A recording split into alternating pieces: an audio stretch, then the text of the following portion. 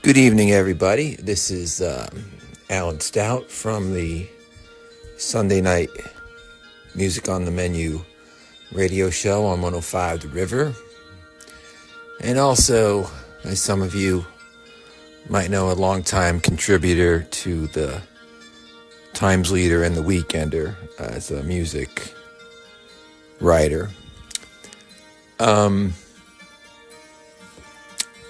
We lost the great Ace Frehley yesterday. And I guess we all found out on the internet, like we find out everything, at some point around 7 o'clock. I just happened to be off from work today on Friday. I have a very busy job in the summer with a lot of events. You know, we run some concerts in the summer at my job, and we help out with 4 more in Hazleton. So there's 7 Fridays right there that I am pretty busy in the summertime. And so, I don't get to take a lot of time off in the summer from work. So sometimes I'll take a Friday in the fall when things start to settle down. So I happen to be off today. And so that gave me some time to post some old interviews and concert reviews and stuff from Ace. But I wanted to jump on a podcast tonight and talk a little bit about him and his impact on music and rock and roll, and share some personal stories. Also, if you guys have access to listen to Eddie Trunk. Eddie obviously has been a legend in radio for a long time, and he did a terrific podcast last night where he talked about some of his personal stories with Ace. And then today he did a 3-hour special, which normally I wouldn't have been able to listen to, like I said, but I happened to be off today, so I listened to that, and I would check those out if you're a fan. Eddie did a terrific job. He's been friends with Ace for 40 years and been a guest on his show many times. So, if you're one of the people that took the time to listen to this podcast, I highly recommend you jump over and listen to those if you could find them. I did some podcasts like this during the pandemic. We called them the Podcast from Home. There was a period of about, maybe 2 months in 2020 when everything was shut down, and including the casino where I do my radio show. And I didn't have access to get in. I'm not a full-time employee of Bull Gold. And so everything was real tight at the casino at that time. And there were very few people doing their shows. Some people were recording remotely, if I recall, or they were going into the studio alone. And so I was off the air for a little while. And so I took that time to do some podcasts from home. And I remember we talked about, I think, the Beatles' Let It Be movie. We did a countdown of our top 10 favorite albums and just had some fun talking about music during that little bit of time when I wasn't able to play it. And so I thought about that when Ace passed, and I thought, I haven't done one of those in about 5 years, but maybe this would be a time to do one. And so, what an incredible outpouring of tributes over the past 24 hours. Just to see so many musicians out there paying homage and saluting and celebrating Ace, mourning the loss of Ace.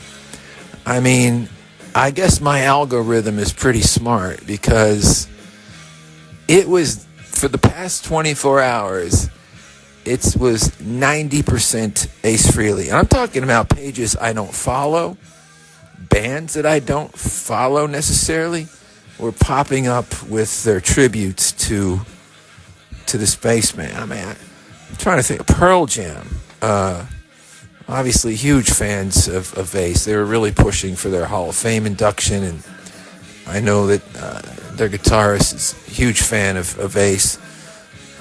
John Five from Motley Crue. Tom Morello from Rage Against the Machine. Steve Van Zandt from the E Street Band. Rush, of course, toured with Kiss. Def Leppard, who toured with Kiss. Even though they didn't tour with Kiss when Ace was in the band, they still put a beautiful post out there. John Five, I mentioned. Huge fan. Joe Bonamassa, considered one of the greatest guitarists in the world today. Mike Campbell obviously he wrote The Boys of Summer with Don Henley, but from the Heartbreakers. Joe Perry from Aerosmith. Just to see all of these, Slash from Guns N' Roses. I saw one of the Van Halen pages. Just, and then people you wouldn't even expect.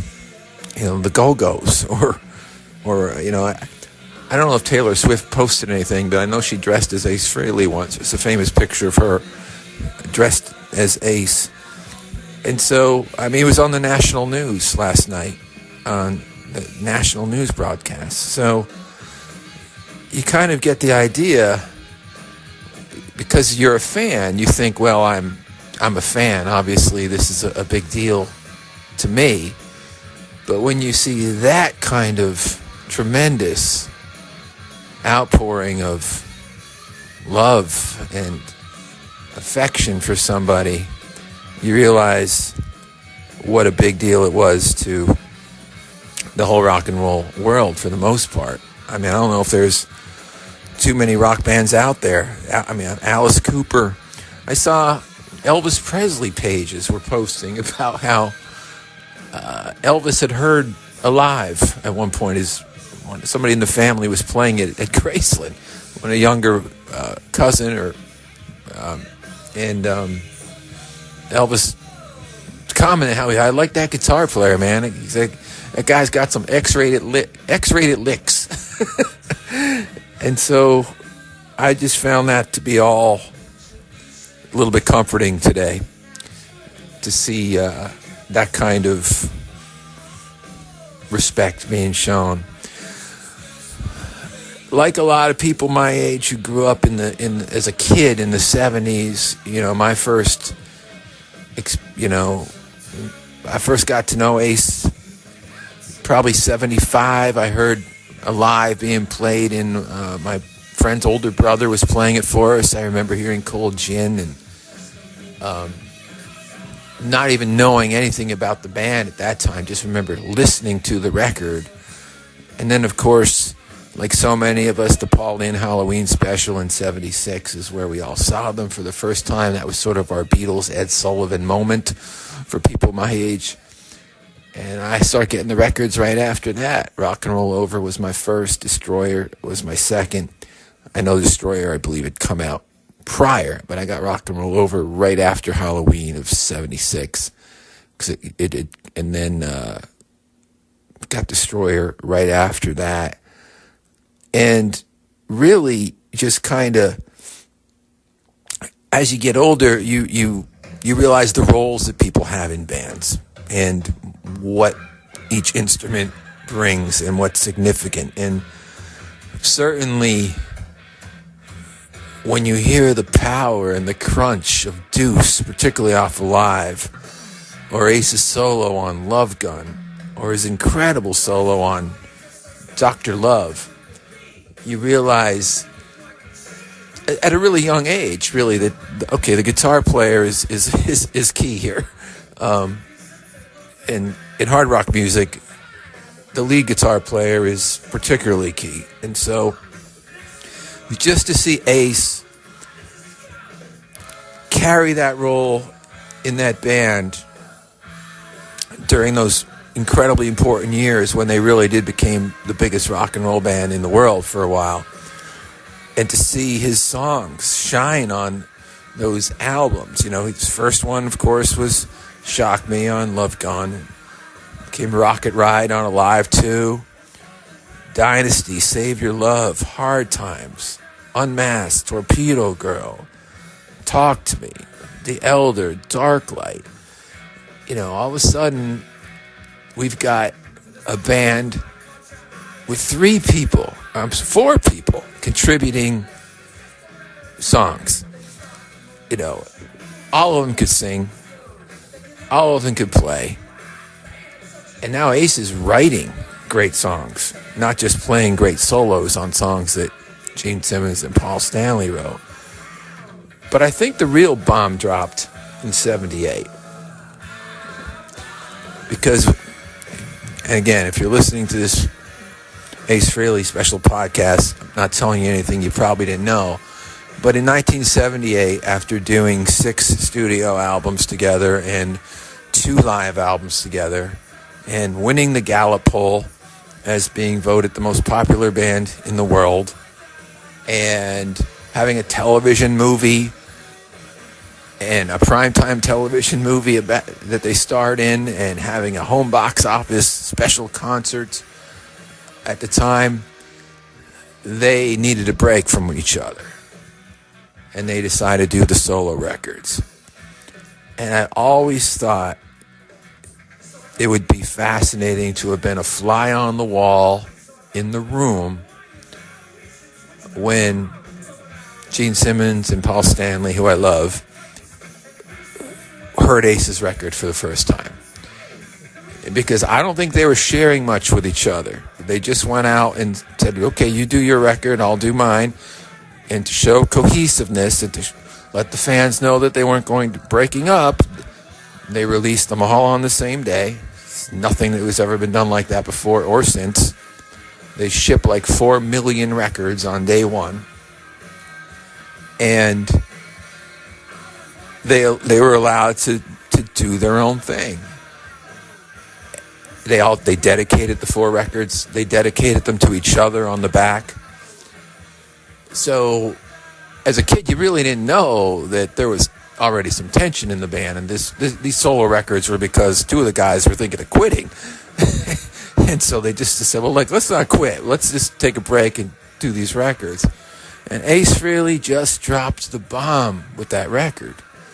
I mean, you're talking about, well, he had a hit with New York Groove, which you still hear on baseball games all the time as bumper music, especially if New York teams are playing. Snowblind, Ozone, What's on Your Mind, Wiped Out, the beautiful instrumental piece, Fractured Mirror, which I think just showed, you heard a little bit of that on Dressed to Kill, that he could play that way. The intro to Rock Bottom. But what a beautiful piece of music. And I'm just a kid at the time, and so I'm not thinking about becoming a guitar player other than a tennis racket, air guitaring like every kid does. But for kids a little bit older, he was inspiring them to pick up the guitar. They wanted to be a guitar player. And those songs where you hear so many people. John Bon Jovi said the first song he ever played live, I think it was a talent show with Strutter. And you hear this over and over again for decades now. I think when people visualize Ace on stage, they imagine the smoking guitar and the flying guitar and all that stuff that he incorporated into the theatrics. And that was cool, and that was a big part of Kiss, extremely visual band. But it's what he was playing. It was the melody. It was the perfect touch. Eddie Van Halen is technically the greatest guitar player of my lifetime, I think. But, some of that tapping that Eddie became so famous for, you look out online, there's video of Ace doing that in 77, 76, which is right around the time that Gene Simmons was producing the Van Halen demos. So you know that they were probably going out to some Kiss shows, and So his influence, even on King Edward, was there to some extent. But I always just loved the way he played. And, I remember when I was in high school, I had this amazing stereo. I still have it. I'm taping this podcast from my home. I have a bar in my basement, which is sort of my rock. It's like my hard rock cafe. I have a lot of my memorabilia down here from my career in music journalism and radio, and stories that were signed by the people that I interviewed and stuff. And there's a huge poster of Ace Frehley signed. I'll talk about it a little bit later, but I have this Hitachi stereo, a double-deck cassette, and it was an amazing stereo for its time. I could actually mix the record levels, and I could adjust songs if I was recording them. I could fade them. I went through every single Kiss album. This must have been when I was about 15. And I just edited them all with just the guitar solos from every song. And so that I basically had a cassette with, I guess, what amounted to about 20 straight minutes or more, maybe 30 minutes of guitar solos from Ace Frehley from Kiss songs. And so that's the kind, and the stuff that I'm telling you, listening to Eddie Trunk's podcast and his show last night and today, where all these, great musicians were calling in and sharing their stories, not necessarily unique. He had that sort of impact on thousands of people. Like I mentioned some of the names before that we're talking about him being the reason that they play. The first band that I ever played in when I was 18 was named Fractured Mirror, which is obviously the instrumental piece that closes his first solo record. And the first song that I ever learned to play was New York Groove. And my friend Jim, who had been playing guitar quite a few years by that point, I think he started playing when he was about 14. He taught me how to play New York Groove. And then we were in college, and we were at lunch one day, and we were talking about other songs that I'd like to learn, and I mentioned Snowblind, also from Ace's 78 solo album. And I remember Jim said, I could teach you that. And so he taught me that one. And that was, I think, the second song I ever learned how to play. And so, even though I didn't go on to make a career out of it, or how I made my living, I could certainly see how so many musicians who were maybe even a little bit older than I was, that was the starting point. And Fractured Mirror, for me, and playing Snowblind and New York Groove and stuff like that, that was, I still have the tapes of us in the basement, jamming on those songs. I had this jacket with Kiss patches all over it when I was in high school. Destroyer on the back, and Asylum, and Lick It Up tour, and Frehley's Comet, which was Ace's solo band, which came out in the mid-'80s. They didn't have any merch, really. I mean, you could, if you go to a concert, you could get a shirt on that first tour in '85, but you couldn't get like a patch or anything. So I don't remember where I got it. I think I got it on my senior trip at Great Adventure. They had a thing where they could make you a custom-made patch. And so I actually had a Frehley's Comet patch made, stitched, beautiful, that my mother sewed on my jean jacket for me. I still have that jacket. My daughter wore it to the last show at Madison Square Garden back in 2023. So yeah, when you talk about Ace, there's there's a sentimentality to him that I don't think a lot of personally I don't feel with that many other musicians. He was such a character. I mean, if you watch the most famous Kiss interview ever is from 1979 on a show called The Tomorrow Show, hosted by an excellent talk show host named Tom Snyder.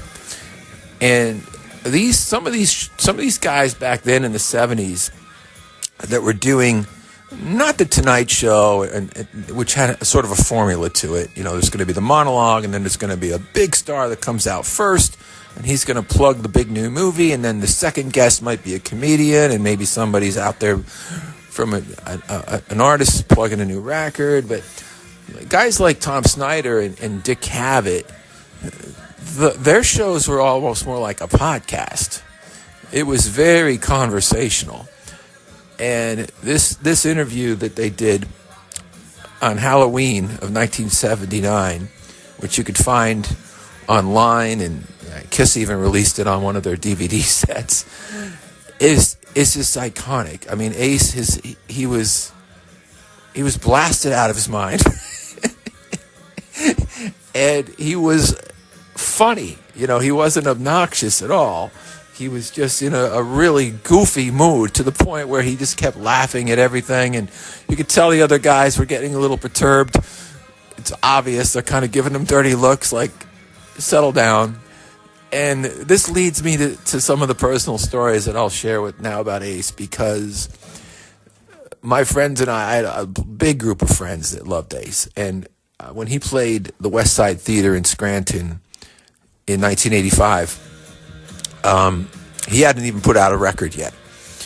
And he didn't even unmask yet. Kiss had taken off their iconic makeup in 1983.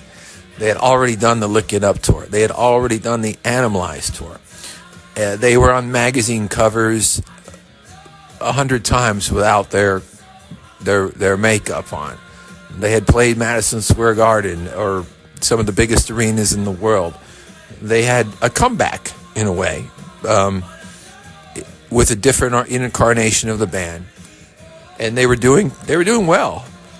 And Ace, after he split the group in '82, he hadn't done much. So '85, he goes on this tour, and we can't believe it. The day that the show is announced that he's coming to Scranton, we're seniors in high school, and we're just like, holy crap! You know, I mean, we were just overjoyed with excitement. And so we go to, we get our tickets. We all had little part-time jobs. We take the days off from work.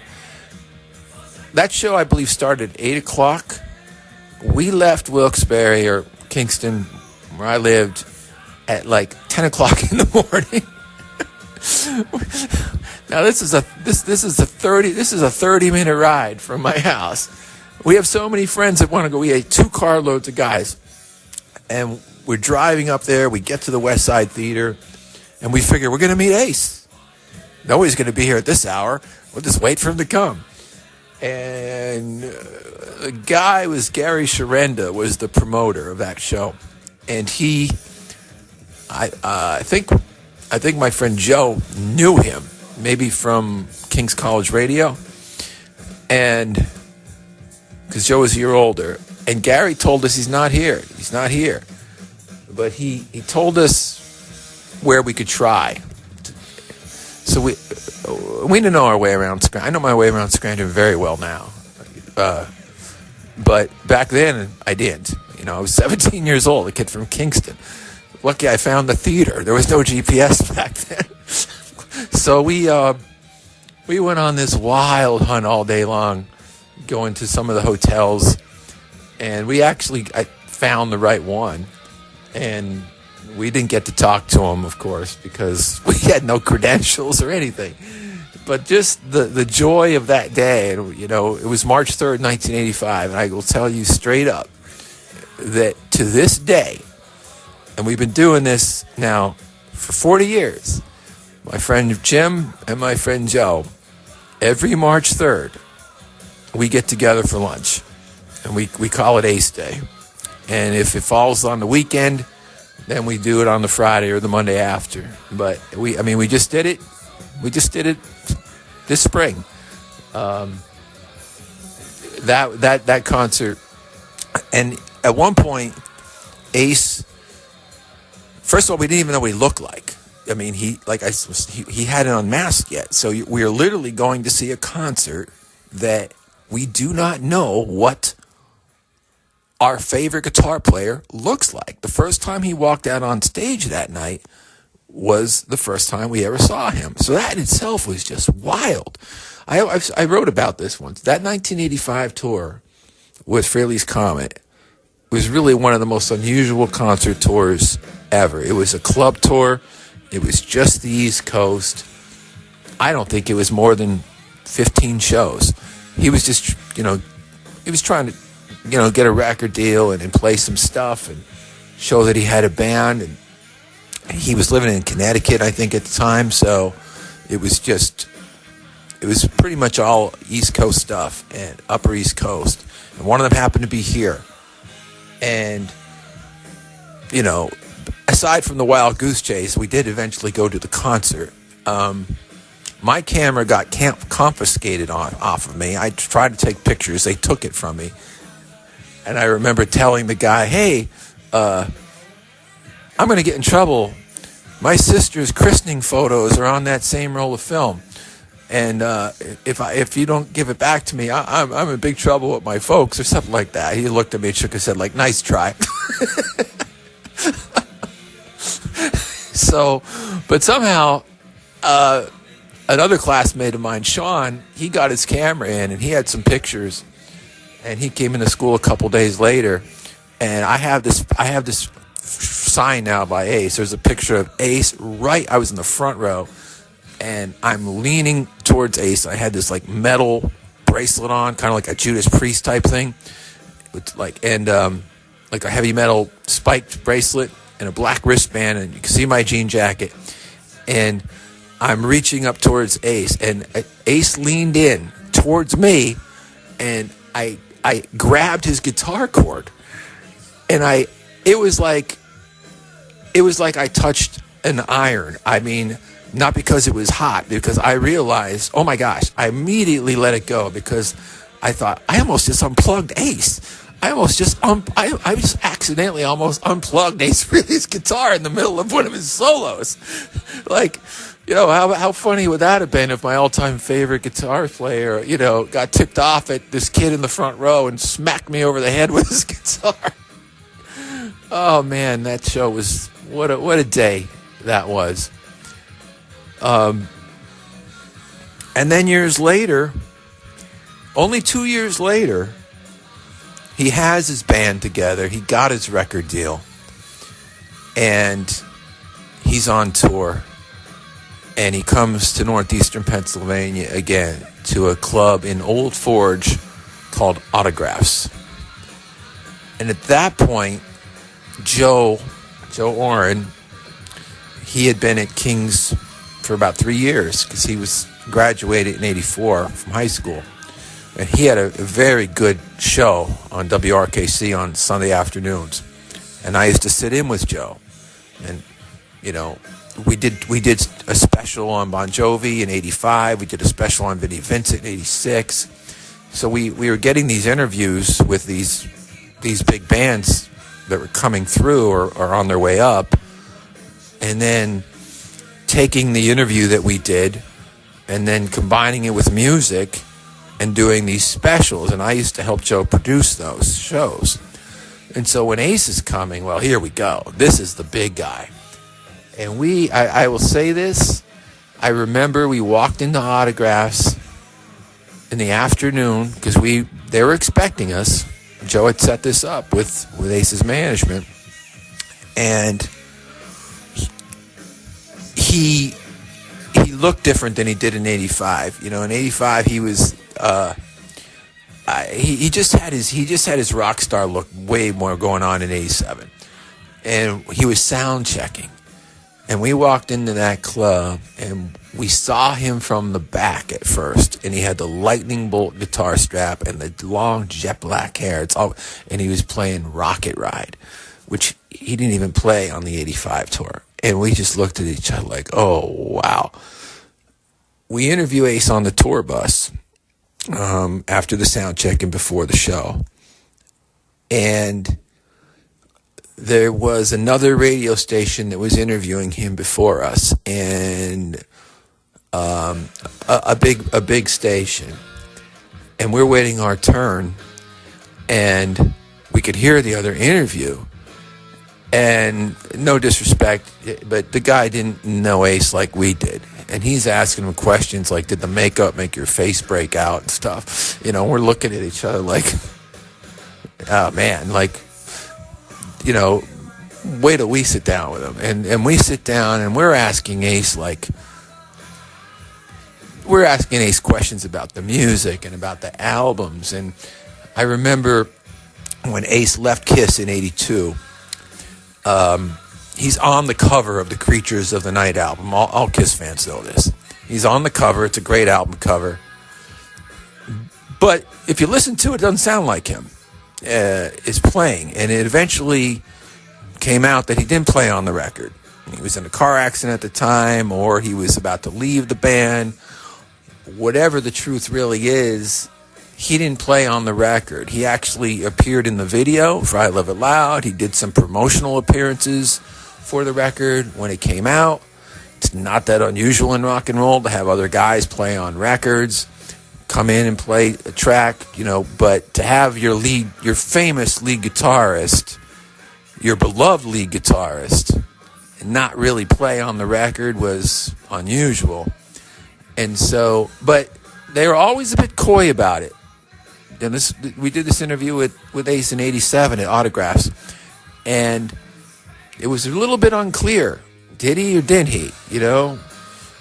Now we know, since then they've all come out and goes, no, he didn't play on it. But at that time, they were still being secretive about that a little bit. And so at one point during the interview, Joe and I are taking turns asking Ace questions. And I'm 19 years old, and we're sitting at a table on the tour bus, like where they would usually eat, the guys if they were driving, like a little kitchen table on the bus. And I remember my knees shaking, and I've interviewed a lot of people, big stars, and I don't think anything of it. I could be sitting in my office at Times Leader, and you know, Steven Tyler's calling at 2:00, and okay, you know, let's go, let's do it. But at 19 years old, interviewing Ace Frehley in person on his bus, I remember my knees were shaking. I mean, I was like that nervous just to be talking to him. And nothing to do with Ace. I mean, he made us feel welcome and relaxed, and we got pictures with him. And after we were done with the interview, but I remember looking at him point blank and saying, Ace, I have to ask you the question everybody wants to know. Did you or did you not play on Creatures of the Night? And in that famous Ace voice and that cackle that he has, which we all know, he goes, honestly, I don't remember. And I honestly don't think he did, because I think his life was a blur around that time. But that was the first time I ever interviewed Ace. Afterwards, he signed a poster for me. It's a famous poster. It was hanging in this same picture was hanging at Madison Square Garden for years. Well, they had all the bands that had played there, and they chose to have this picture of Ace to represent Kiss. And the guitar is smoking, and he wrote Alan, Rock On, Ace Frehley, and he wrote it right in the smoke. It's just perfect. And I have it framed. I've had it framed for 30 years now. And I remember when he was signing it, he said, I've always loved this picture. And I could see why. So that was my first personal encounter with Ace. Later, he came to 1995. I was already writing for the Times Leader by then, and he came to the Woodlands. And we got to meet him that night, too, and he did a great show. The thing I remember about that show was it was Joe and I again.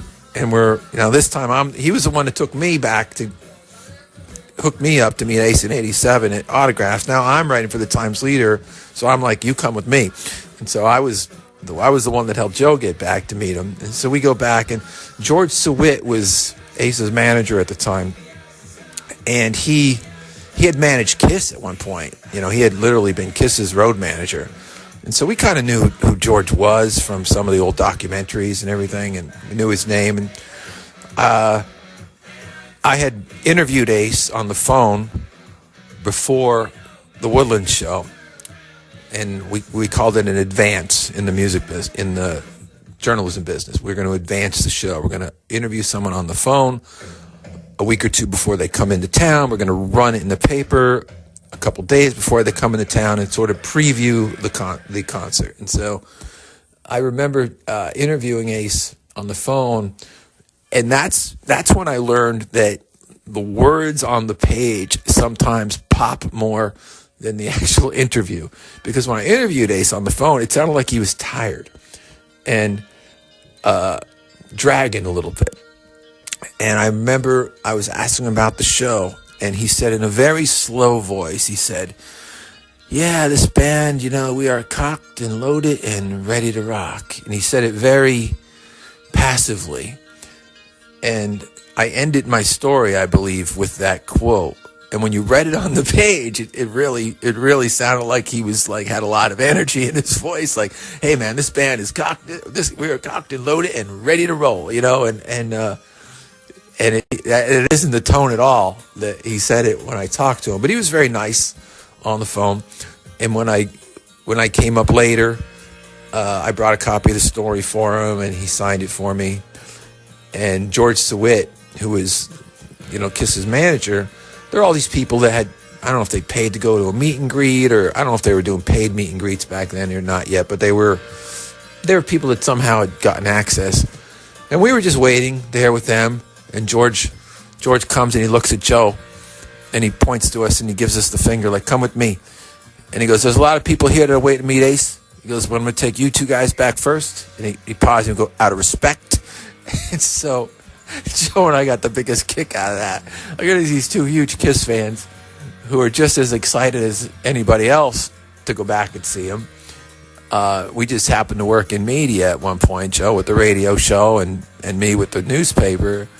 And now their manager is taking us back first to meet Ace out of respect. And so for a long time after that, Joe and I would just say that to each other whenever we were trying to show the proper respect to anybody for anything.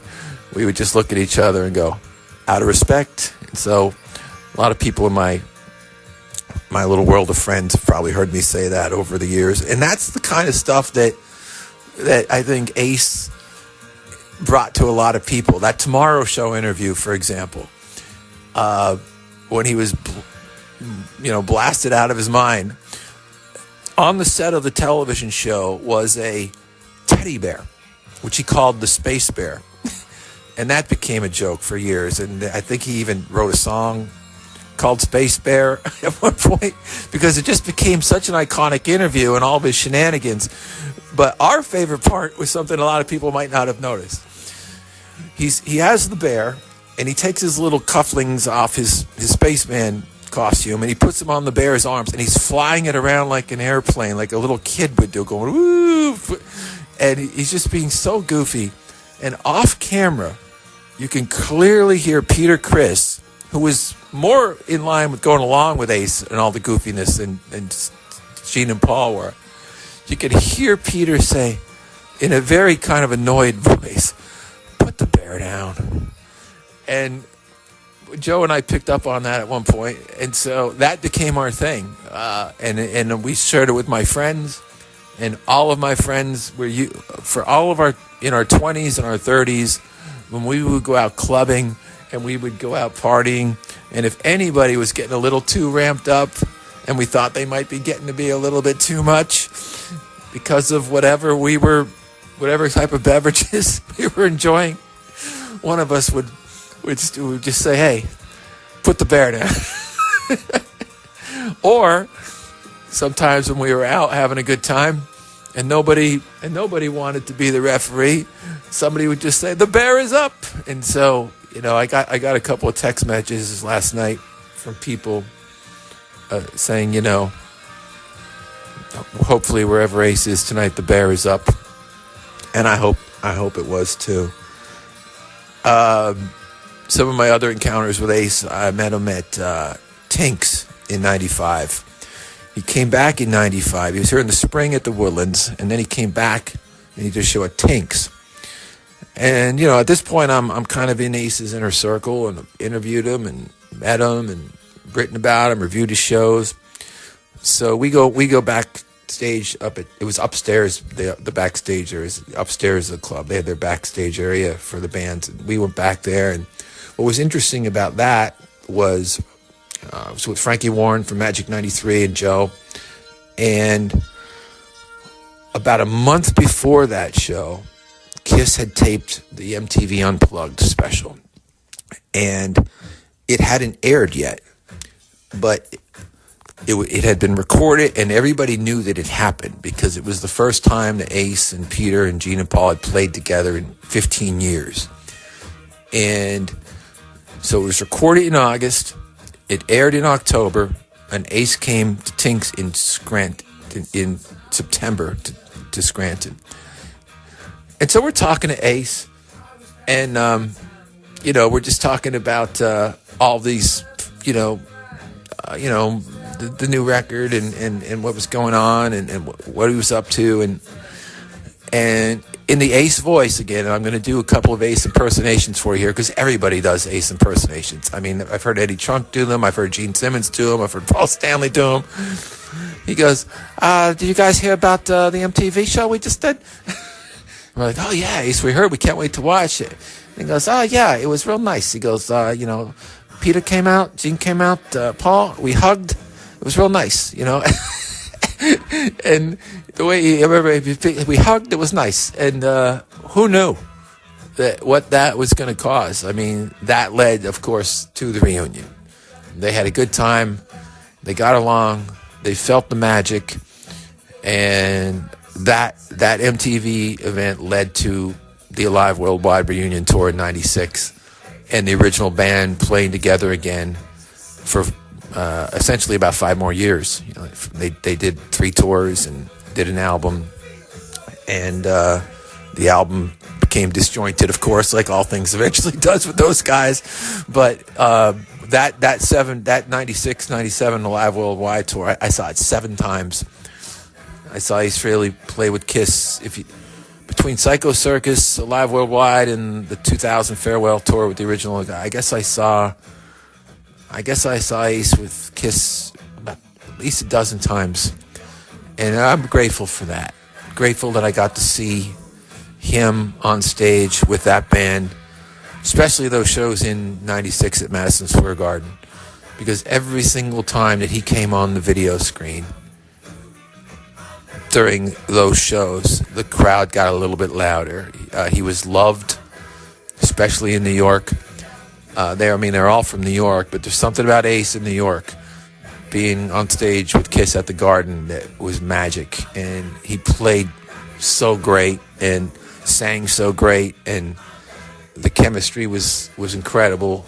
And that first tour that they did together in '96 was really special. And that all came from Unplugged. And it was funny that when we spoke with Ace that night at Tinks, he didn't know what was going to happen yet. I don't think they started any talks about the reunion tour, because literally they had just taped it a few weeks earlier.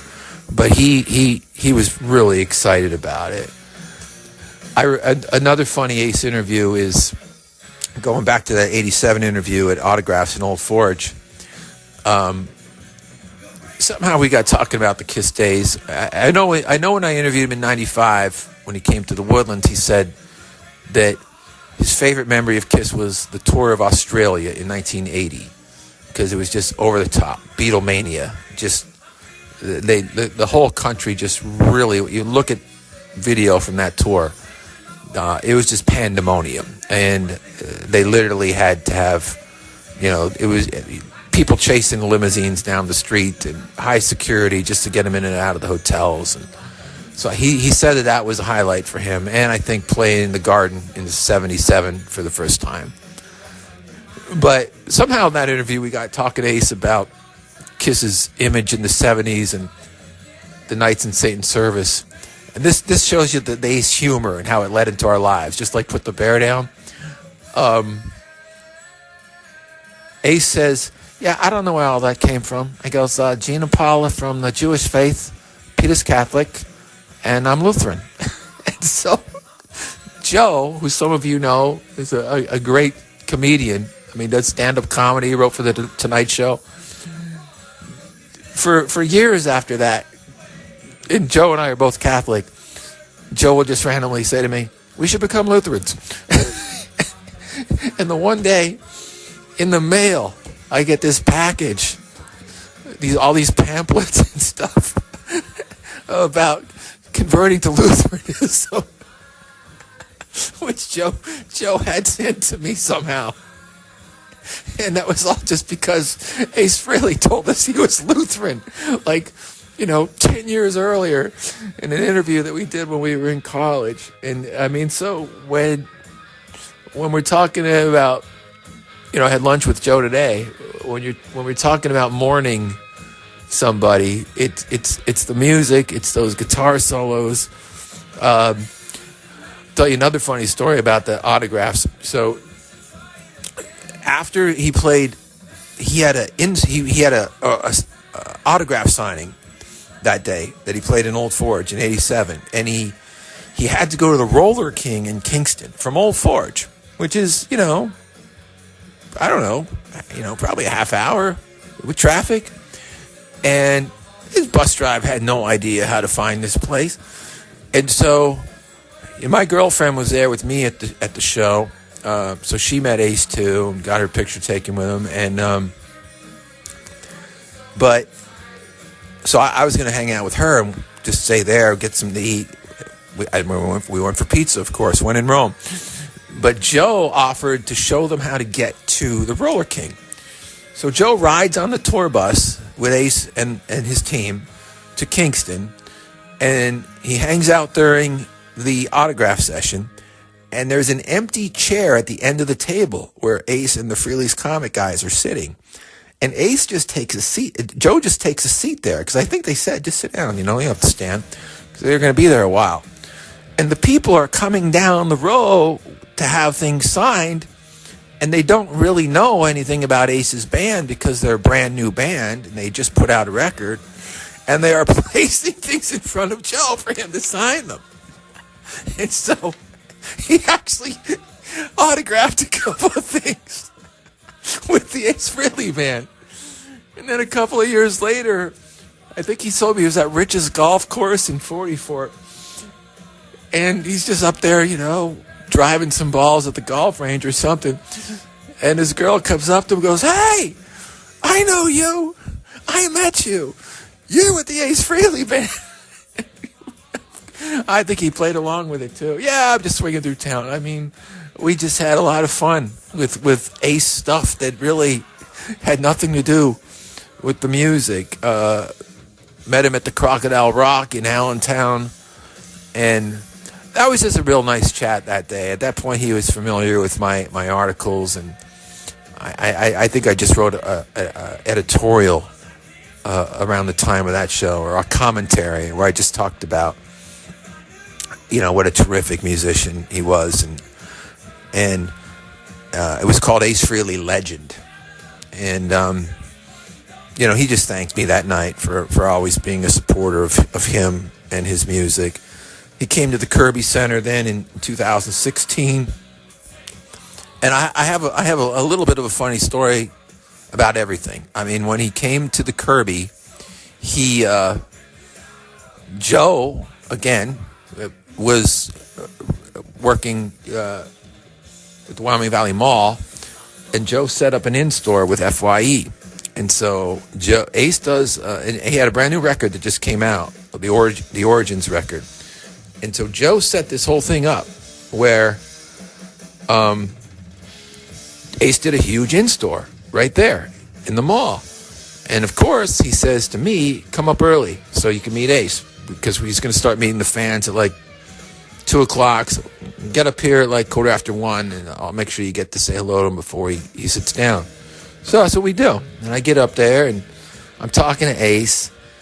And Ace is tall. I'm like 6'2". Ace is my height. We're standing in the back of the record store in this little private, the manager's office, I guess. And we're talking about the show that night. And Ace says, in the Ace voice, of course, "This place I'm playing tonight, did I ever play there before?" And I said, "Yeah, Ace, actually you did. You played there with your old band, 1974, with Kiss." And he goes, "Oh, okay." He wouldn't remember that. But, he did play at the Paramount with Kiss. And here he was coming back. That was the night that Ace wound up in the hospital.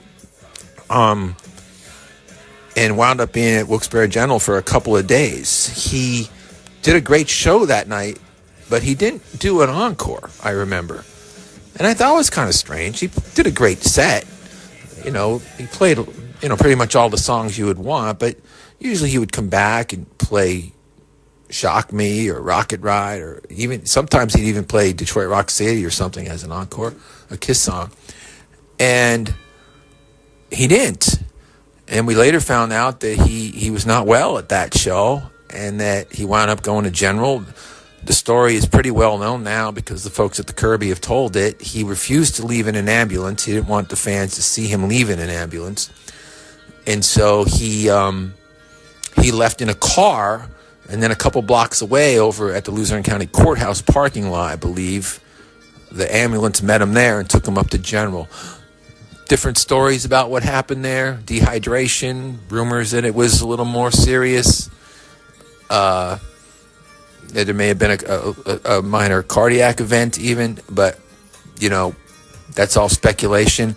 But he was there for a couple of days, and when he left, he did post a very nice picture of him with the doctors and the nurses from General, thanking them for taking care of him. So, when he came back to the Kirby a couple of years later, I know that was on his mind, because, wow, this is the place where I had this, medical incident. And, of course, put on another terrific show that night. That night I got to introduce my son to him. And it was after the show. And at this point, I don't even need Ace Frehley to sign anything for me. I already have... I've met him a bunch of times, got things signed. But just to go back and say hello and have Ace meet my son, and I remember he was really nice to my son. He did sign something for him, and then he said, "Now it's late. You better get home and go to bed." He was like, because it was getting late, and my son was, maybe 11 at the time. It's a really great picture I have of Ace with his arm around my son, and my son has this look on his face like, wow. So these are some personal stories, that I wanted to share tonight, as I saw so many people out there just really, really pouring them out. And he's just been a really important part of my experience as a rock music fan. Going back to being a kid, my first band being named after Fractured Mirror. I remember my college girlfriend, the same one that I had meet Ace in 87, she wrote an entire college essay about Fractured Mirror. And I remember she said, it sounds like a song that you could either play at a wedding or a funeral. And if you listen to it, it's true. It's a very beautiful piece of music. And he affected people in so many different ways. Mostly, however, with just the power and the crunch. Listen to guys like something like Parasite, just the riffs and the melody and the touch that he brought to songs. And I was just grateful that, I got to know him a little bit. I remember when I interviewed him when he came to the Kirby in 2018 or 19, he was working on his second Origins record, and he told me of some of the guests that were going to be on the record, Robin Zander, and he also mentioned that even though he had had a recent little blow up with Kiss again, that he had talked to Paul, because I asked how the relationship was with those guys, and that wound up going viral. Like that interview that I did with Ace, it got picked up by Ultimate Classic Rock and Blabbermouth, and everybody was saying that, Ace Frehley has buried the hatchet with Kiss. He spoke with Paul, or Robin Zander is going to appear on the new Ace album, and that all came because he told me. And I guess I was the first person that he told those things to. And this day and age, that's all it takes. It goes on the web, and it goes out there, and other rock journalists read it, and they say, "Oh, that's interesting." They all gave attribution. They all said it came from me and from the Weekender. But as recently as just a couple of years ago, I was doing interviews with Ace that were, making the rounds nationally with news about him. And I can also say, that personally, less than 2 weeks ago, when I had the honor of being inducted into Luzerne County Arts and Entertainment Hall of Fame, to stand on that stage at the Kirby Center, where a young and hungry band named Kiss had played a couple of times in 1974, and Ace Frehley had played as recently as 2016 and 2019, that kind of stuff isn't lost on you. And,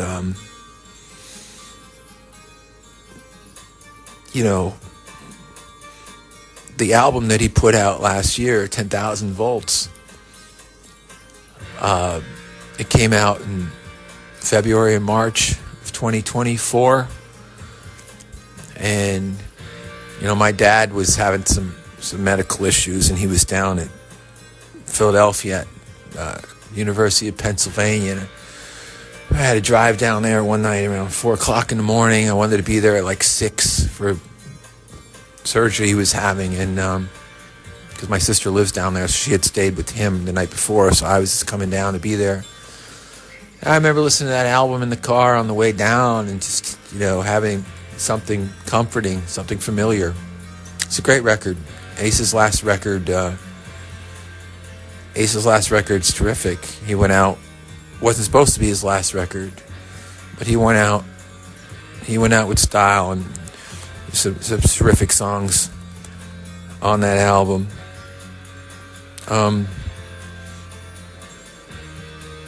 So I normally in the old days, something like this would happen. There would have been a column from me, and I would have been writing something about it for next week's column in the newspaper. But when I thought back to how I did some of these podcasts during the pandemic, I thought maybe I would just do one of those. If you hung with this whole thing and listened to all of this, you're obviously a big Kiss fan or a big Ace fan.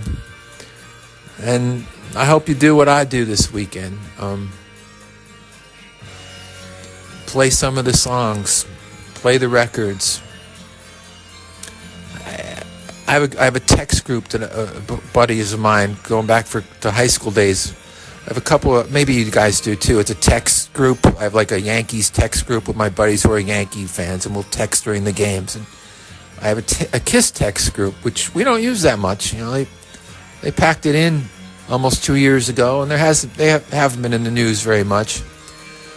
But of course, we were texting the last couple of weeks when we heard that Ace wasn't doing so well, and I said, one of these days, we're going to lose one of them, meaning one of the original four. And I said, that's going to be really weird. And it is.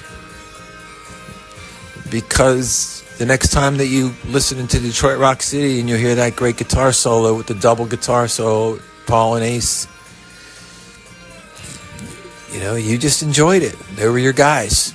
They were doing something extraordinary on songs like that. And I think that maybe now you'll always think, and he's gone. Hopefully that won't be the way it is always when you listen to the music, but for now, that's definitely a part of it. And,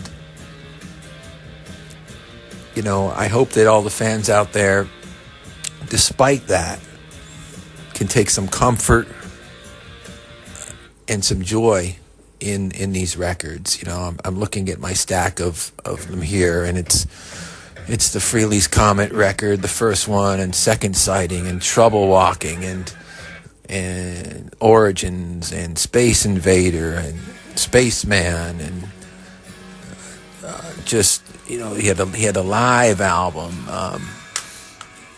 10,000 Volts, Origins Volume 1, Spaceman, Space Invader, Live Plus 4, Trouble Walking, such a great record, Loaded Deck, which is sort of a comp, Volume 2, Origins, the first Frehley's Comet album. Still love that song, Into the Night. First time I heard that was on Charlie Kendall's Metal Shop show.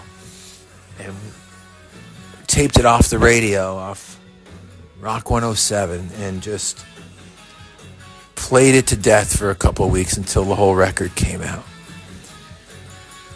So many people have so many memories like this, and they're sharing them all over the social media, and I've appreciated, and I don't want to say I've enjoyed reading them all, because that wouldn't be the right word at all, but I've appreciated reading them all, and I'm glad that he's getting this. I'm glad that Gene and Paul and Peter all issued some beautiful messages as well. And I'm disappointed that he won't be there for the Kennedy Honors in a couple of months. I know he was looking forward to that. But I'm glad he got to go into the Rock and Roll Hall of Fame. And I'm glad he knew that he was going to be a Kennedy Honors recipient. And I'm glad that he left us with some of the greatest rock and roll records that any band has ever made. And that he influenced so many people in so many ways, whether it was with his guitar playing or his flash or those bracelets of his clanking off of the fretboard, which Peter Criss said he was one of his favorite things he loved about playing with Ace, was just hearing his bracelets clanking on the strings when they were playing live, which was a part of his sound live. It was a part of his signature. And that's with us forever. That's with us on the records. That's with us on the videos. And, you know, for millions of us, you know, that's always going to be in our hearts.